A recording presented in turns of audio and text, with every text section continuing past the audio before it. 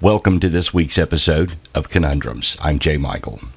It was 1975 in Snowflake, Arizona. 5 loggers watched as Travis Walton was abducted by extraterrestrials into a UFO. One of those loggers was Steve Pierce, and he rarely does interviews, but we have him tonight as a guest on Conundrums. He'll tell his side of the Travis Walton abduction case story next on Conundrums.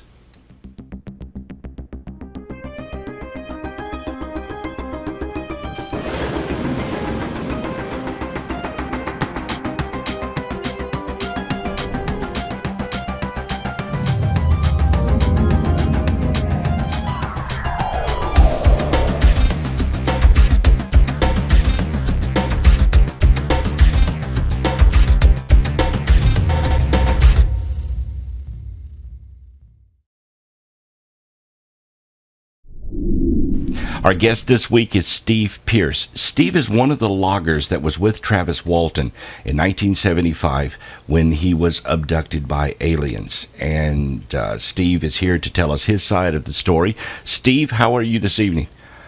Pretty good. How are you doing? I'm doing good, doing great. And thank you so much for being on the show. Well, thank you for having me. How many interviews have you done so far? About 5 or 6, something like that. Mm-hmm. So, really, you haven't done this very often, have you? No, I got out of it for a long time. I'm good at hiding. Mm-hmm. Why did you feel like you needed to hide? I got tired of people chasing me down and calling us liars and cowards and I just got tired of the media. Yeah, I understand. And you've decided now you want to speak out? I have a couple of daughters that are 16 and 12, and I broke my neck a couple years ago, and we saw the movie together, Fire in the Sky, and I told them that the young kid was me in the movie, and they wanted me to prove it, so I got a hold of Travis and got the books for him and everything, and now they're believers. Ah. Who played you in the movie Fire in the Sky? Henry Thomas. Henry Thomas. Okay, so that was your character. But he had a different name in the movie, didn't he? Yes, they said they couldn't find me, so Hollywood can't use my real name if they don't have my permission. This is what Travis Walton told me. Oh, okay. All right. Well, I'll tell you what. Let's go back to 1975, and you can start at whatever point during that whole incident that you want to, and tell me or tell our viewers from your point of view what did you see and what happened there.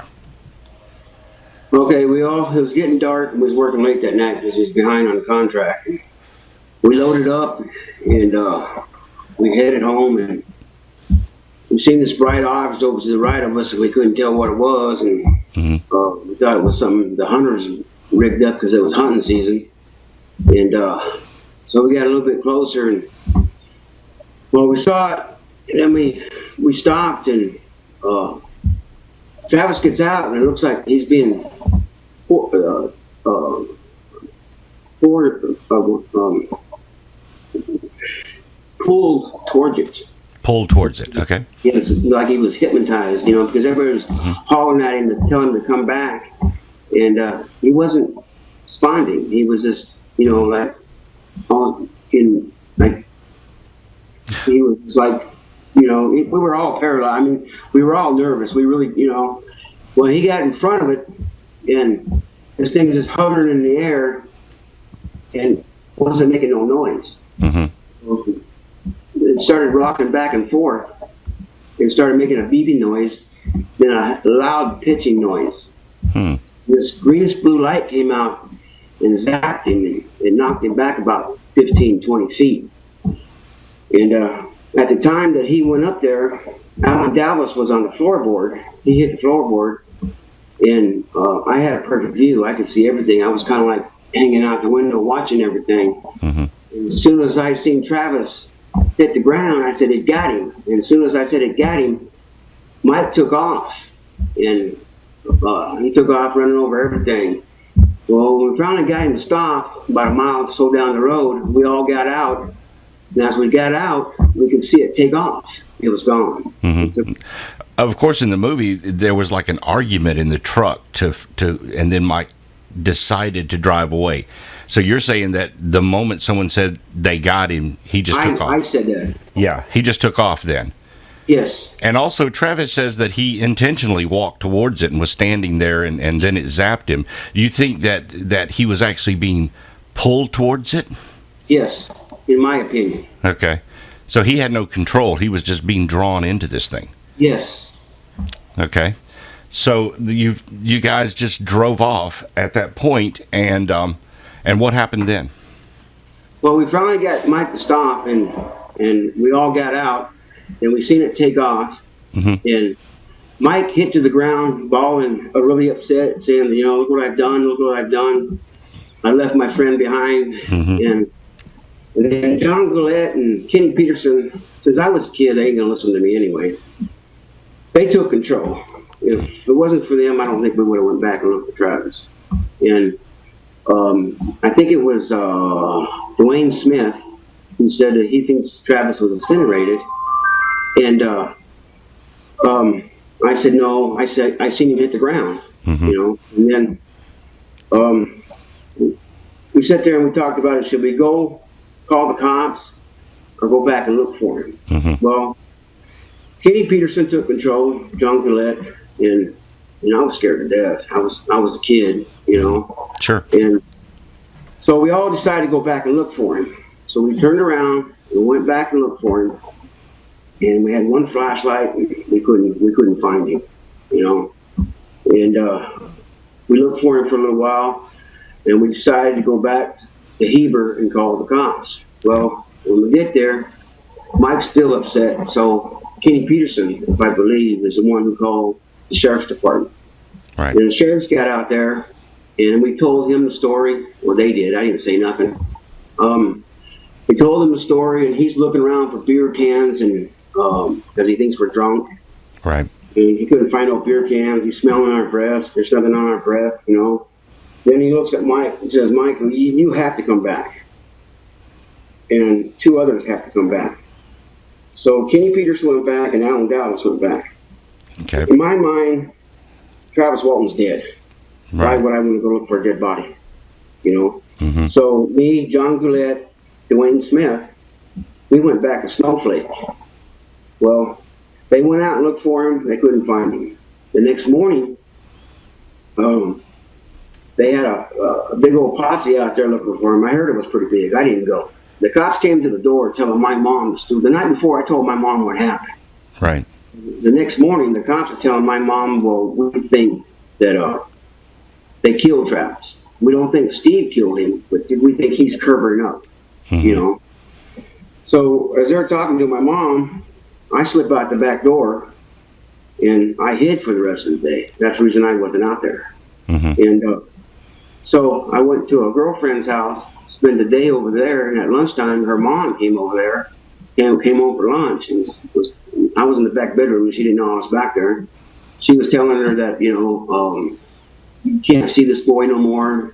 They killed Travis, So she left, and she came back in there, and then she let me hang out for the rest of the day until they came back. And when they came back, I came back out of hiding. And all that week, Alan Dallas's mom was telling us that, the cops wanted us to take us a polygraph test. Right. And his mom was telling us, well, they're going to set this up, make it look like it was murder. We're all going to look guilty on this polygraph test. Right. You thought at that point that they were trying to pin it on you.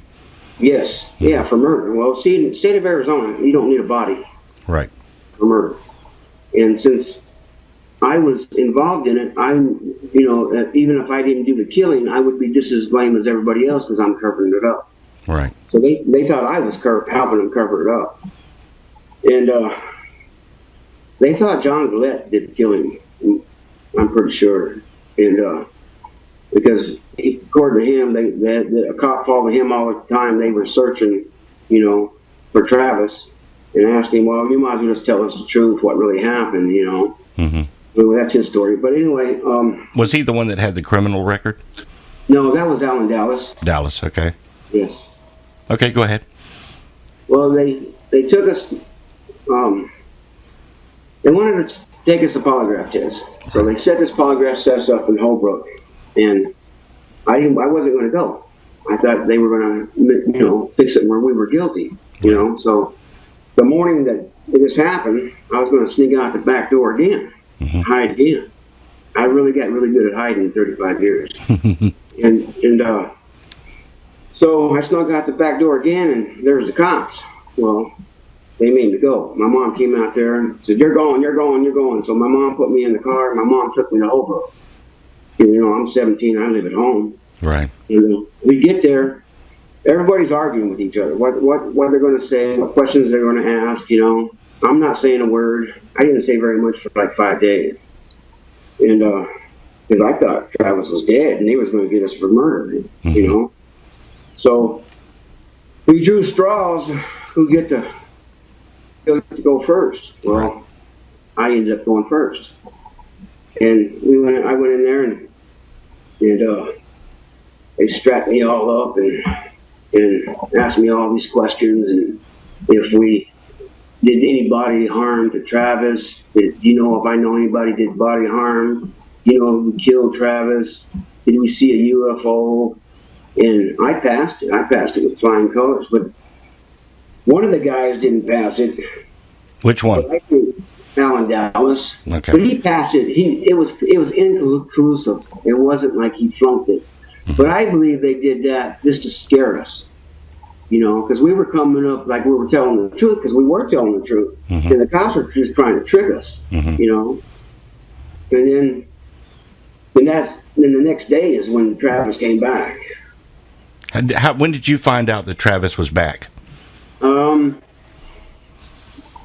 That evening, he came back early in the morning, I believe, and I heard about it. That next evening he came back.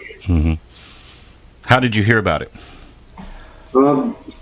Somebody came by and told us that he was. But I didn't see Travis for 2 or 3 days after that. So you didn't just immediately go see him? No. Okay. Did any of the other group immediately go see him? I think Mike did. They all did. I see. After he came back, everybody thought it was a joke. We set this up because Mike was behind on his contract, and this was all nothing but a hoax. So we ended up being the laughing stock of the town. After that, 5 days we were murderers. And after that, it turned into people laughing at us. How did they think you would have hoaxed something like this? I don't know. I really don't know. Just rather than accepting the story, I guess they just assumed or had to assume that it was some sort of a hoax you had perpetuated. Well, in 37 years, I've learned the people who believe, and the people who don't. Okay, so he's back, and did you take another lie detector test after that? No, I've only taken one. You've only taken the one. But also, after he had returned, and this may have been well after he returned, Philip Klass offered you money to try to say, or to try to get you to say, that the story wasn't false. Is that true? After this happened, I was living in Taylor. I just got married, and I was living in Taylor, at the town next to Snowflake. And a police officer came to the door and said, Philip Klass said he'd give you $10,000 if you say this was a hoax. Well, then I just blew it off, And a few months later, after that, I moved to Texas. Well, when I moved to Texas, Philip Klass found out where I was at in Texas, and he calls me up and says, I'll give you $10,000 if you say it's a hoax, And he bothered me for a long time. Well, I was mad at Mike because Mike never paid us, or never paid me. And right after that, I got a side job and cutting down these guys' trees, and Mike came over there and underbidded me, and that kind of made me mad because he took my job away. Right. So finally, after Philip Klass has chased me down for a couple of years, I said, okay, it's a hoax. How do I prove it? Well, he just said, we need to go back to Arizona and find evidence that it was a hoax, And then after I talked to him for a while, my ex says, well, you really believe this happened? And I said, I believe this happened. And, well, don't sell yourself out for the money. That's wrong, even though you're mad at Mike, because that's the reason I was going to do it, because I was mad at Mike. And besides, Travis's head went from a hat size from 7.5 to 8.5, 9.5. His head really swelled up really good there, And I was tired of both of them, And besides, I was tired of being in the laughing stock. My family still teases me about it, and some of them still don't believe it. So at that point, you told him that you would not accept the money. Yes. No, I did not say anything to him. Once I talked to him the last time, I stopped answering his phone calls. And then I moved to Utah, and I was at work, and I got a phone call saying, this guy wants to talk to you. It's about an episode that happened in Arizona, and so I figured it was Philip Glass again. But I never returned the call. I can't prove that it was Philip Glass or not, But originally, when you talked to him on the phone, you were talking to Philip Glass. You knew that when he originally offered. In Texas? Yeah. Oh yeah, I've talked to Philip Glass quite a few times. Okay. Why would he do that? Why do you think he was trying to offer you money for you to change your story? He was looking for a story, I guess. I don't know. He didn't believe the story, and he didn't like Travis. But how many people really do like Travis? Well, anyway, he really believed this was a hoax. Mm-hmm. He thought he could, pay me off to do it, and I almost took the money, just for the money, but I didn't take it. Yeah, that's integrity for you there. Okay, let's talk a little bit about Travis himself. You commented earlier that his head swole. So after this incident, did you and him sort of separate, go your separate ways, or are you still friends today? Well, the last time, besides last year was the first time I saw him in 30-something years, last summer. I've seen him 3 times since then. And the last time I saw him when I was in Snowflake, he was walking down the street and he was writing a book, and I was telling him, people don't believe us, they think this is all a hoax. And he says, well, the next one tells me that I'm going to kick their ass and all this, I just got tired of it, man. I mean, me and Travis never got along before. It's personal reasons. I prefer not to bring that up. Sure. And we're mad at each other now. So. Mm-hmm. And Mike, are you still in contact with Mike Rogers? If Mike wasn't sick, I'd kick his ass. Oh, well, can we ask why? He ripped me off. He hasn't paid me for the job we did. Mm-hmm. I wanted to quit. My uncle quit a couple of days before we saw the UFO, and my mom wouldn't let me quit. Mike will pay, and he's never even tried. He hasn't never even tried to get a hold of me, mm-hmm. So, well, me and Mike don't get along at all. One thing also that differs in your story is that you said that Mike took off and everyone else had to convince him to go back, and then you said that he was crying. So you're sort of portraying him as not in the hero part of this that went back to get Travis. No, if there's any heroes, it'd be John Gillette and Kenny Peterson. Mm-hmm. They're the ones that decided to go back and look for him. Mm-hmm. Even when we looked for him, we looked for him for a while. We had one flashlight, looking for him out there, and we couldn't find him. We looked for him for a while. Right. When they went out during that week, they formed a posse to go look for Travis. You weren't in on that? You weren't there for that? No, I was in hiding. Yeah. I thought Travis was dead. Why would I go out there with a bunch of cops look for a dead body? Exactly. You can't run from 100 cops on horseback, and mm-hmm. At what point after Travis had returned did you begin to sort of feel comfortable about the whole thing? I I was glad Travis came back for my mother. Mm-hmm. You know, because she was believing the cops that we killed him. You know, and what do you mean by comfortable? Well, where you felt like you could you could talk about it again, where you didn't feel like you needed to hide. Last summer. So you've carried this literally for 30 years or so. Yes. Mm-hmm. How I knew they made a movie was in 93, 94. I was in a truck stop because I became a long-haul truck driver. Mm-hmm. And I was in a truck stop in Barstow, California, getting fuel. I just got loaded, and I went to pay for my fuel. Then I went to the restroom. When I came out of the restroom, truck stops have TV rooms, and I went inside the TV room to see if anybody was going to drive the rest of the night. Mm-hmm. And there was Travis Walton on HBO talking about fire in the sky, and that's how I knew they made a movie. Mm-hmm. Did Travis contact you and discuss with you when he wrote the book, your part to be in that book? No. And so you found out about the movie literally after it had been done.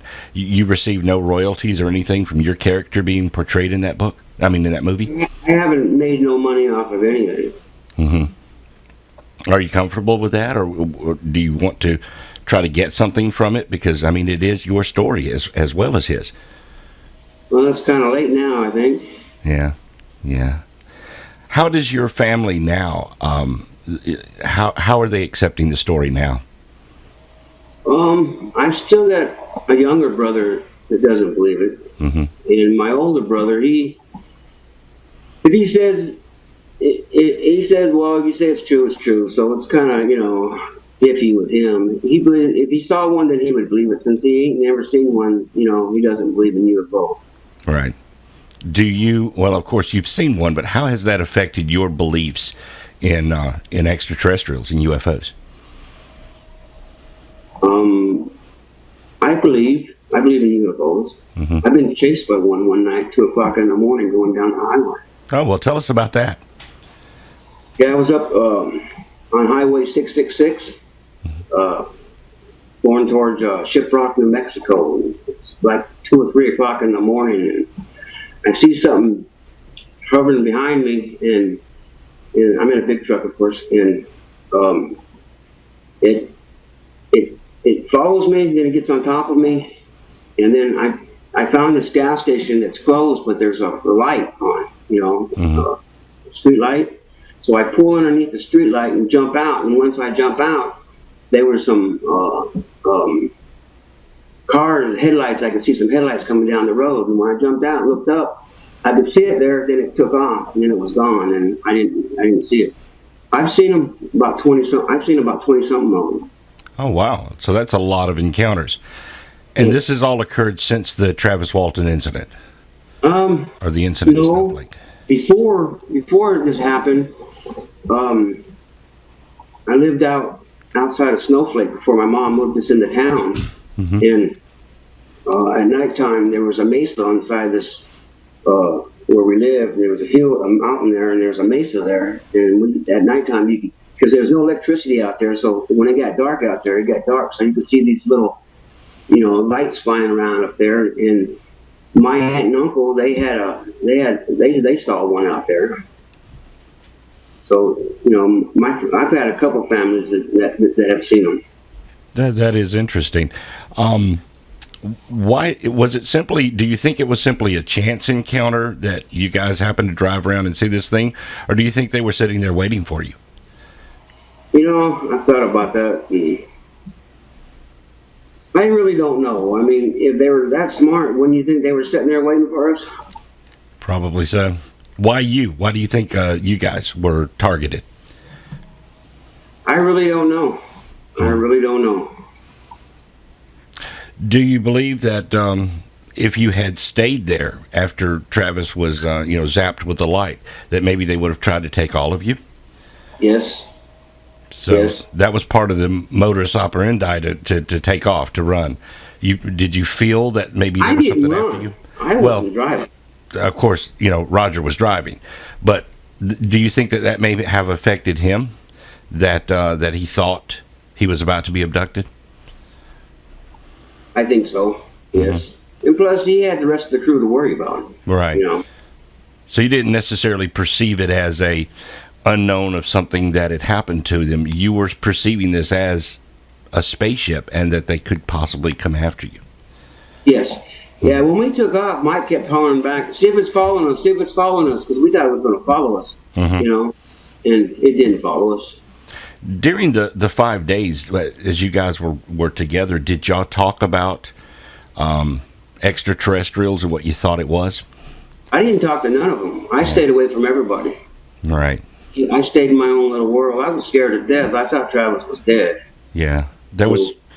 And I didn't hang out with these guys. I was 17 years old, and they're all in their 20s. They go to bars and stuff, and they, you know, and I lived home with my mom, so I couldn't hang out with these guys. My mom wouldn't allow that, so I really didn't hang out with them. There was also a UFO investigator at that time. I think it was maybe the APRO or something that had tried to essentially inject himself into the story. That was during the 5 days that Travis was missing. Did you ever talk with him? No. You talking about the hunter? There was a guy there was a UFO investigator, I understand, was involved in it, you know, trying to get in touch with, because he had said something to the effect of, make sure you get Travis Walton's first urine sample or something like that. And I think maybe I wasn't involved in none of that. Right. Okay. All right. Okay, so let's come back to now recently. You've done a few interviews. Are you comfortable talking about this now? No, I'm really nervous right now. Really nervous being on TV? Yes. Well, see, everybody now thinks I want to get in this because I want to be famous. Right. I don't want to be famous. I just do this because my kids wanted me to prove that I was there. You know, and I'm doing it for them. You know, and people say we need to get the word out. I really don't understand that part, but you know, but I really believe Travis got zapped by a UFO and they wanted him. That's my opinion. You know. If you were given the chance, would you? You know, Travis does the UFO conferences. He speaks at them. Would you do that? I've done two of them, three of them so far, and yes, because it's nice to be in front of people who believe. And these people who come out there and see us, they believe our story. For years, you know, people call us liars, and you know, we made all this up, you know, and it feels good when someone comes up and say, you know, stick with it. You're doing, you know what I mean? It makes you feel good, yes, because they believe you. Do you think it would be possible to get a complete reunion of all you guys back together again? Are you in contact with enough people to do it, or would you be against that? I would do that. I would be civil. You know, I mean, I'm 54 years old. I'm not gonna, you know, I might tease Mike, but you know, I wouldn't. You know, and the only one I really get along with is John Goulet. Me and John are still friends. Okay. And how often do you today, now that you've somewhat come out with it, and people know you were one of the loggers, how often today are you asked about it? Lately, quite a bit lately. People ask me about it. They call me on the phone and they text me and email me and ask me about it. Do you think that that there is enough proof out there now that it did happen, or at least for you personally? Well, I believe it happened the day it happened. I really believe this. I mean, it really happened. You know, do you think that that there's anything that you could present that would convince people that it did absolutely happen? I mean, any kind of evidence from you personally? No, I don't have no kind of evidence. Right. Because I got away from it for a long time, so, you know. Okay. You and Mike Rogers, apparently you don't get along. Travis, maybe a little iffy that you get along. You had mentioned earlier about his ego. I mean, what has changed with Travis that you think, that's made him sort of egotistical about it? Well, you mean back then? And till now? I don't know. This is, to me, that, I don't know, his head gets swollen. That's all I know. I mean, it seems like it's always been about him and not about us. Right.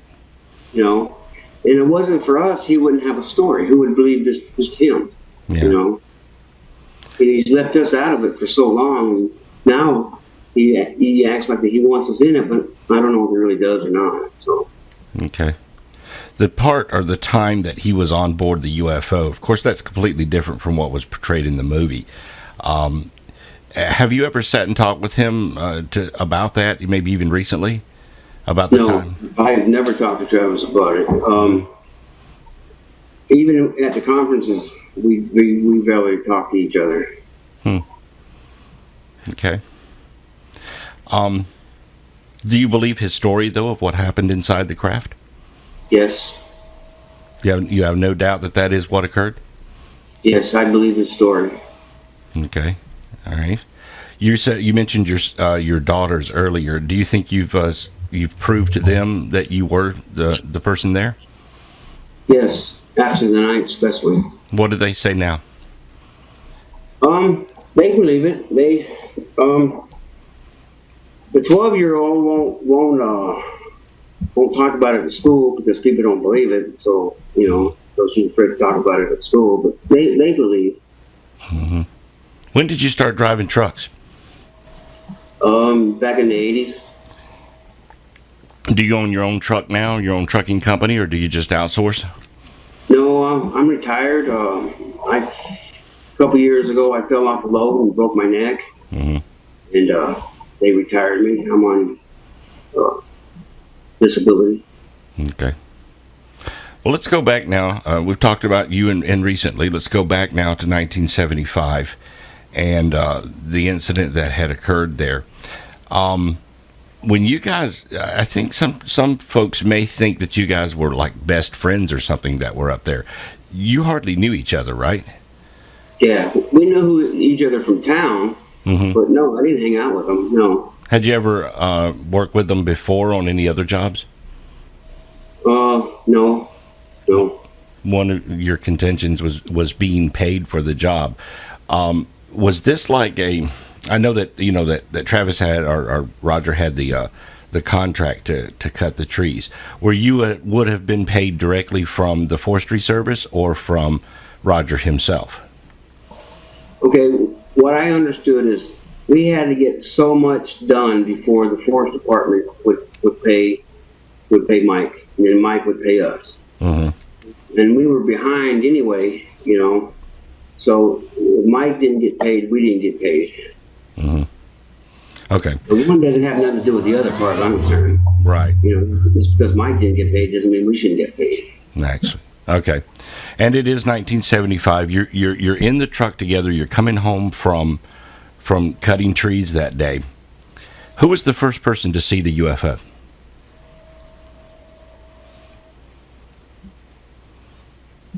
Alan Dallas. He was the first one to mention it. Yeah, I think so. Yeah. Your first impressions of it, what did you think it was? Something the hunters, made up for hunting season. Like, what would that be? I don't know. I really was sure what it was until we got close, and then even when I saw it up close, I didn't believe what I was seeing. Because this thing was just covered in the air. It was not even moving at all. It was just, and it didn't even move until Travis got in front of it. Okay. Describe what it looked like. It was like two cake pans on top of each other. I mean, and then it was a white, a bright white color. It ain't nothing like a movie, like the movie, What color was it? It was white. White, solid all white. white. I mean, a white color that I've never seen before, a bright white. It was glowing? Yes, it was, I mean, it was, yeah. How high off the ground was it?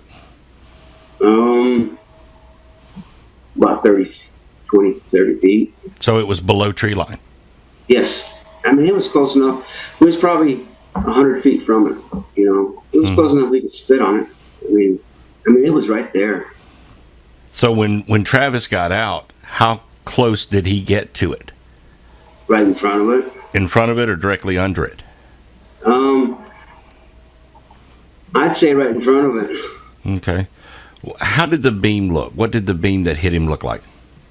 It was a bluish green light, and when it hit him, it kind of like lit up the whole sky. I mean, it was awesome. I could see that over and over again. Did it seem solid or did it seem like a light beam? Well, as soon as it hit him, the light went away. So, you know, when the light came out and hit him, and by the time he hit the ground, the light was already gone. Okay. So it was just more like an instantaneous flash of light. Yes. And did you see him actually come up off the ground? No, he never came off the ground. So it just pushed him down? You mean like it did in the movie, picked him up and threw him back? Right. That didn't happen. It hit him, and he flew back about 15, 20 feet. I mean, he just pushed him. Yes. So this wasn't like a muscle reaction or something. This was actually a beam that put him several feet back, pushed on him. That's pretty amazing. And then, of course, at that point, instantly, this is when Mike drove away. Or did you stay even for? As soon as I said it got him, he was gone. Mike was gone. When you said it got him, did you think that it had levitated him, moved him into the craft, or you just saw him on the ground and you said it got him? Yeah, as soon as I seen him hit the ground, that's when I said it got him. Okay. And of course, then you're looking back as you drive away, and could you still see it there as you were driving away, or did it disappear? No. Once I didn't even realize Mike took off because I'm looking kind of like out the window, and I felt the motion, and I hit my head on the door, and then we all started bouncing. And it took me a couple of seconds to realize Mike was driving off, you know. And I didn't even realize for a couple of seconds that he was going down the road. Right. How far down did you get away from it before he stopped? A good mile and a half. So you're pretty good ways away from it now. Yes. And you could see nothing there. No, it was. But when we got out, we saw it take off. When you got out, you saw it take off.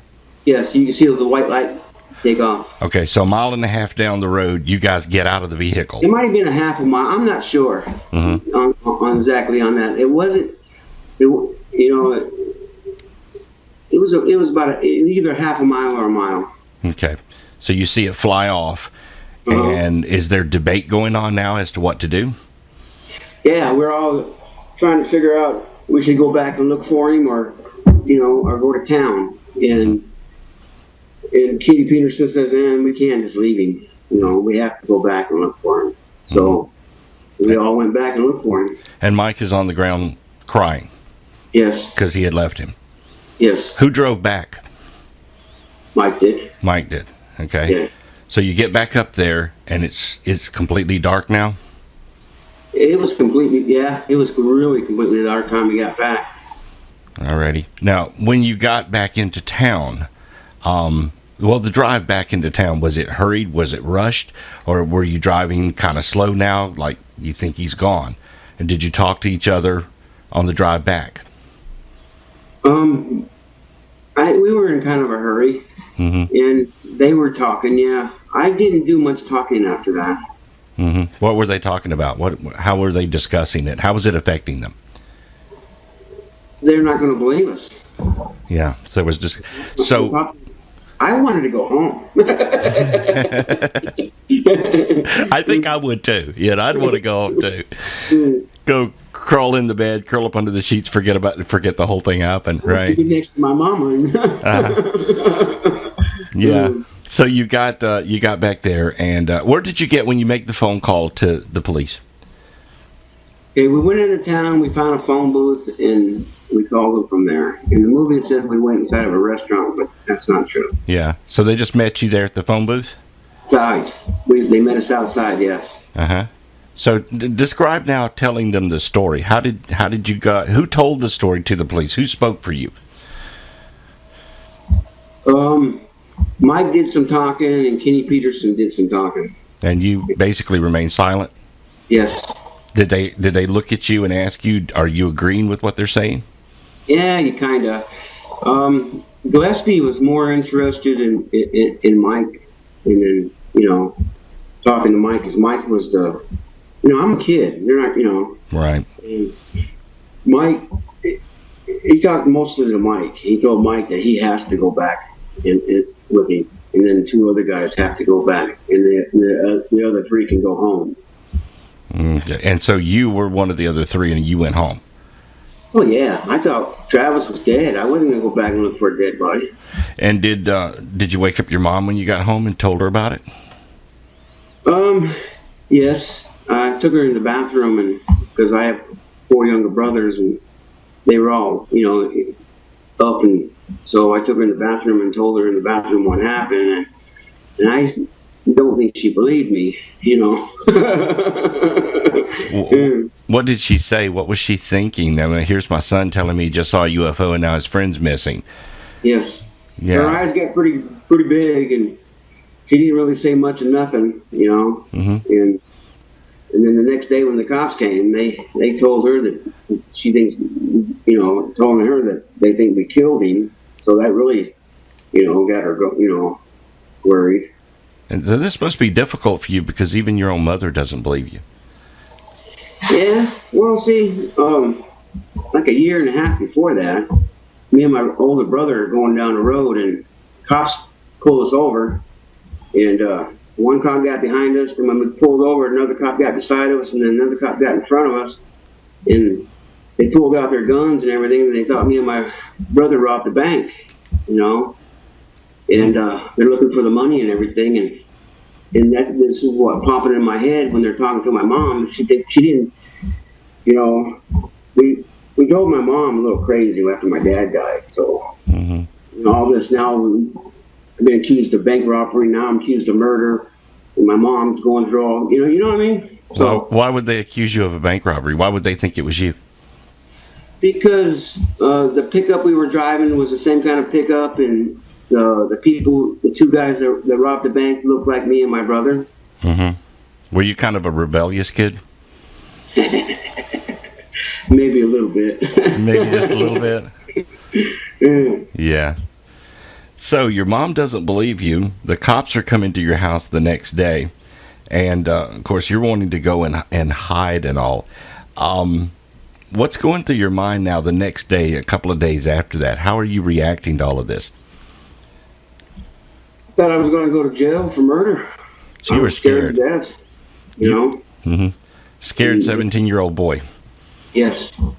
If you see that picture of me, it's in that picture of me, I broke out really bad. That's how scared I got. I mean, my whole face just, I was scared to death. I just knew we were going to go to prison. Because the cops didn't like us there anyway, because the 4 in the back were the outlaws, So the National Enquirer offered you money too, also, and there was a group photo there. Did you guys get together for that, or how did that go about?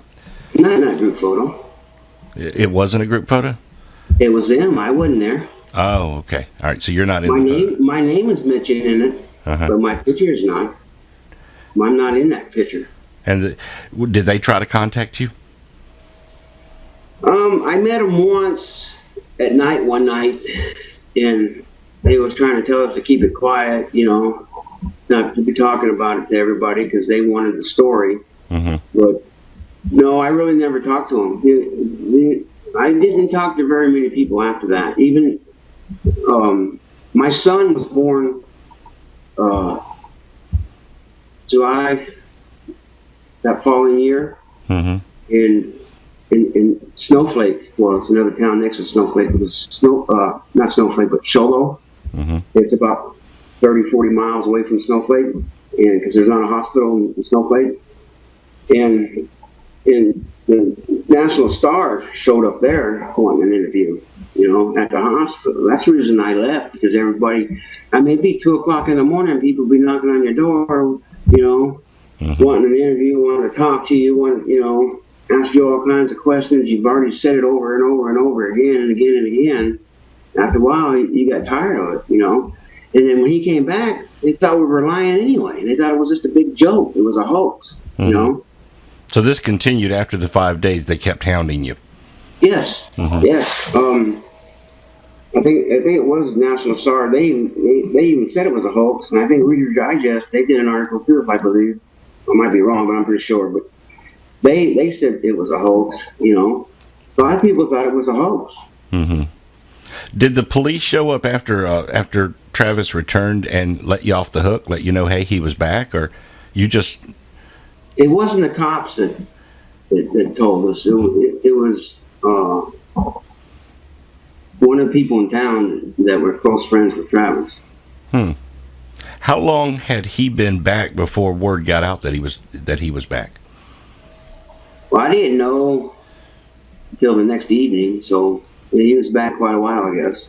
Mm-hmm. Do you know if he? I think that in that time period, that right after he had returned, he had went to see a doctor. Were you ever asked to go see a psychiatrist or a doctor or anything? No, not at the time. No. Mm-hmm. And the whole group now, they're pretty much scattered around. Yeah, everybody left. I left too because I was tired of. Mm-hmm. I was tired of dead cows and UFOs, so I took off too. Well, I'm curious about one thing: is when you found out that he was back, why didn't you go see him? He wasn't that close of a friend. It wasn't. Yeah, didn't care that much, huh? No. Okay. Do you Hey, this made my life hell. do what now? Do that? Yeah, it made your life hell. Yeah, it has. Obviously, People it did. laughing at you. People, At first, we were murderers and cowards for taking off. Mm-hmm. And then afterwards, it was just a big joke. Everybody thought it was a hoax. They laughed at you, and I don't know about you, but I don't like to be laughed on. I don't like to laugh at. Actually, yeah, absolutely. Okay, well, you're now telling your story. Are any of the other guys telling their story now? The last conference, John Gillette came out and he was talking about it. Mm-hmm. And Dallas? Dallas passed away a couple months ago. Oh, I'm sorry to hear that. I did not know that. Was not aware of that. So now all of you are not. Well, we don't have all of you now. Travis, of course, is still doing the conferences. Mike, I think, goes with him sometimes on the conferences. You're possibly going to do some more UFO conferences? If it's possible, yes. I'll do. I'll do a few. Someone asks. Okay. Yeah.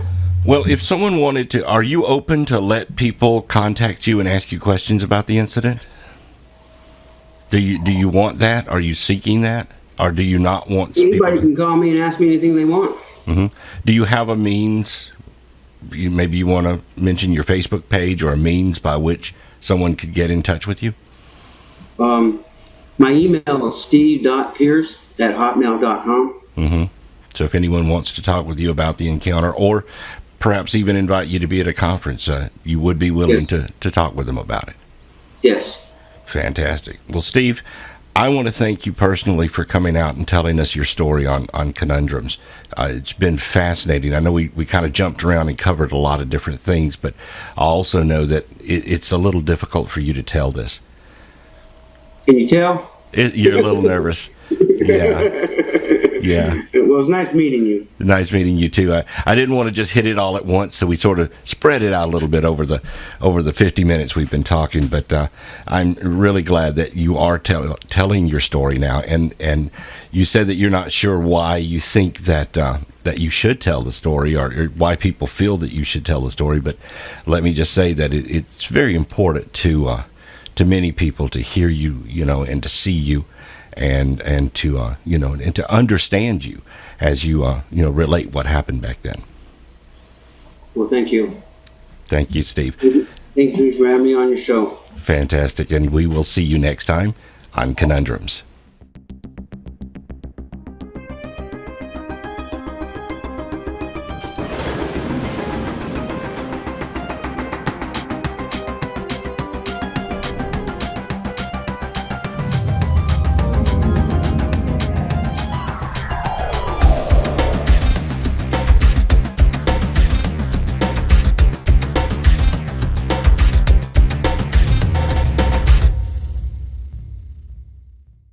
See it take off.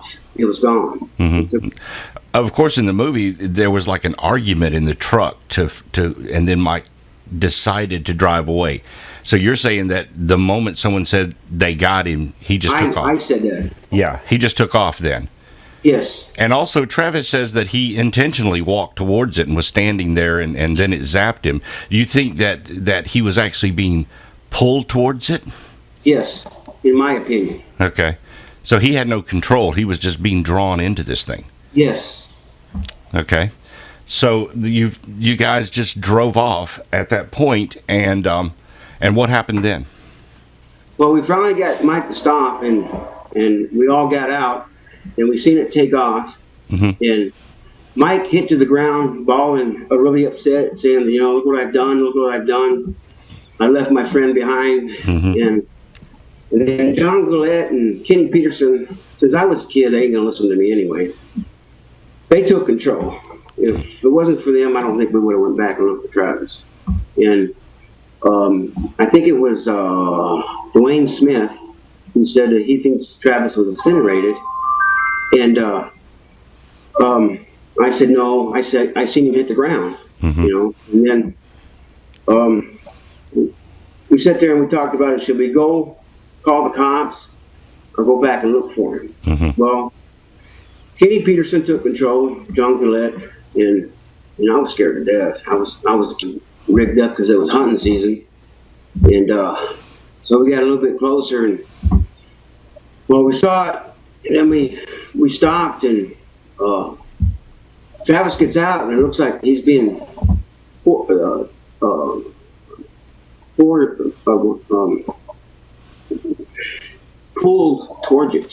Pulled towards it, okay. Yes, like he was hypnotized, because everybody was hollering at him to tell him to come back, and he wasn't responding. He was just, he was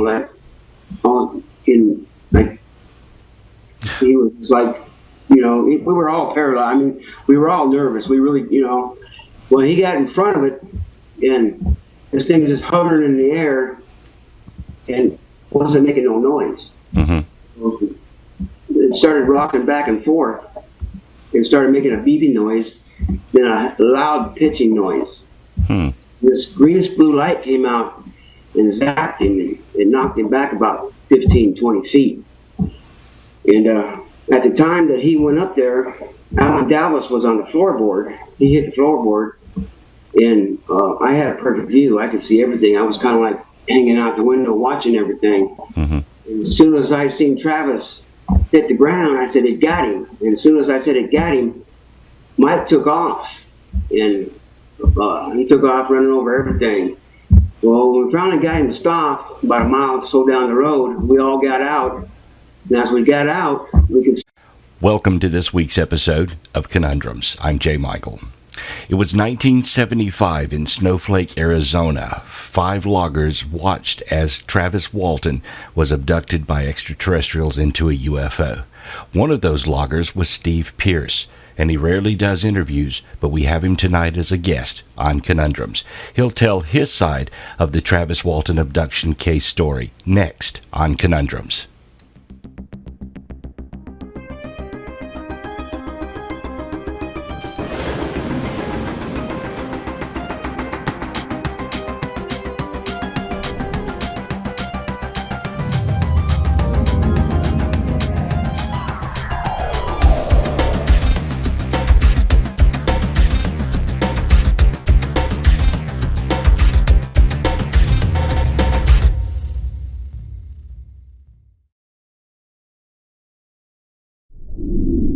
Our guest this week is Steve Pierce. Steve is one of the loggers that was with Travis Walton in 1975 when he was abducted by aliens. And Steve is here to tell us his side of the story. Steve, how are you this evening? Pretty good. How are you doing? I'm doing good, doing great. And thank you so much for being on the show. Well, thank you for having me. How many interviews have you done so far? Oh, about 5 or 6, something like that. Mm-hmm. So, really, you haven't done this very often, have you? No, I got out of it for a long time. I was a kid, you know. Sure. And so we all decided to go back and look for him. So we turned around and went back and looked for him. And we had one flashlight. And we couldn't find him, you know.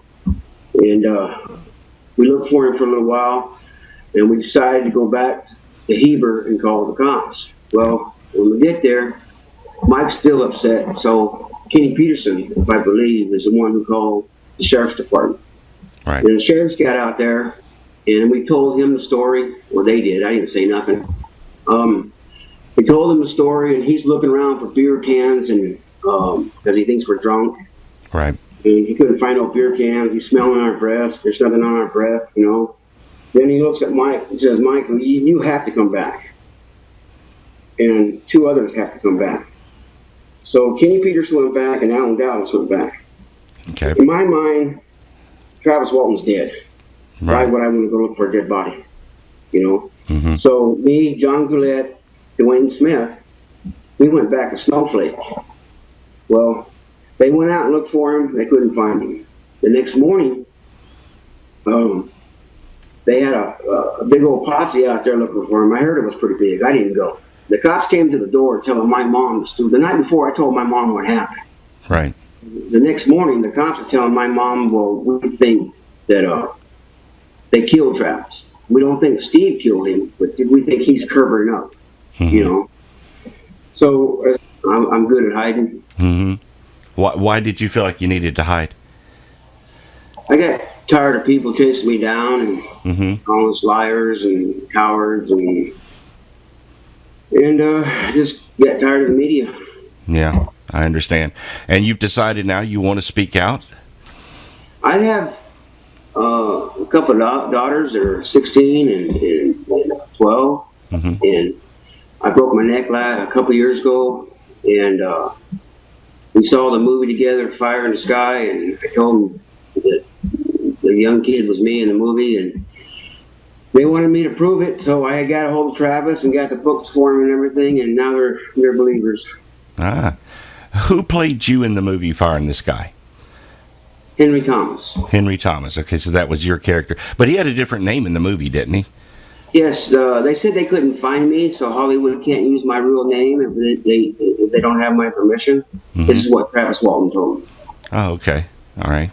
Well, I'll tell you what. Let's go back to 1975, and you can start at whatever point during that whole incident that you want to, and tell me or tell our viewers from your point of view what did you see and what happened there.